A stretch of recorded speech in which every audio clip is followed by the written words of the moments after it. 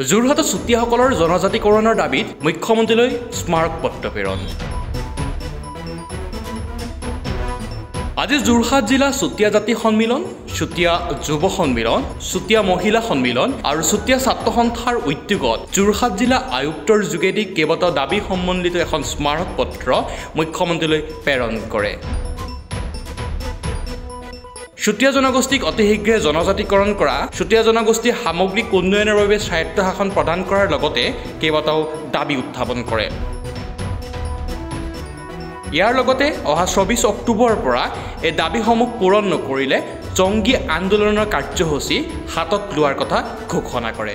আজি আমি চুতীয়া জাতি সন্মিলন, চুতীয়া যুৱ সন্মিলন, অসম ছাত্ৰ সন্থা আৰু চুতীয়া জাতি মহিলা সন্মিলন চাৰিটা সংগঠনৰ উদ্যোগত যোৰহাট জিলাৰ আয়ুক্ত মহোদয়ৰ যোগেদি মাননীয় মুখ্যমন্ত্ৰী মহোদয়লৈ আমাৰ জনজাতিকৰণৰ যিটো বিষয়, সেই বিষয়টো যে অতি শীঘ্ৰে সমাধান কৰিব লাগে সেই উদ্দেশ্যে মুখ্যমন্ত্ৰী মহোদয়লৈ স্মাৰক পত্ৰ প্ৰদান কৰা হয়।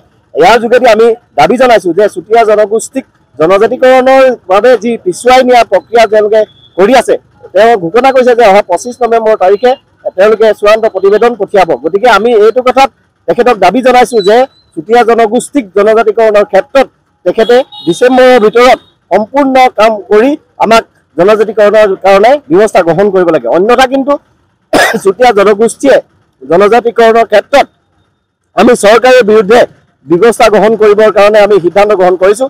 ইতিমধ্যে আমি সিদ্ধান্ত গ্ৰহণ কৰিছোঁ অনাগত সময়ত মানে যি আমি শক্তিশালী আন্দোলনৰ কাৰ্যসূচী ইতিমধ্যে গ্ৰহণ কৰি থকা হৈছে, আমি অহা 24 নৱেম্বৰৰ পৰা পুনৰ 24 অক্টোবৰৰ পৰা পুনৰ এই কাৰ্যসূচী গ্ৰহণ কৰিবৰ কাৰণে আমি সিদ্ধান্ত গ্ৰহণ কৰিছোঁ। ইয়াৰ যোগেদি আমি মুখ্যমন্ত্ৰী মহোদয়ক আমি দাবী জনাইছোঁ আমাক জনজাতিকৰণৰ লগতে পূৰ্ণ স্বায়ত্ত শাসন প্ৰদানৰ বাবে আমি তেখেতক দাবী জনাইছোঁ। সময়ৰ খবৰ সময়ত পাবলৈ ফলো কৰক টাইম অফ আছাম।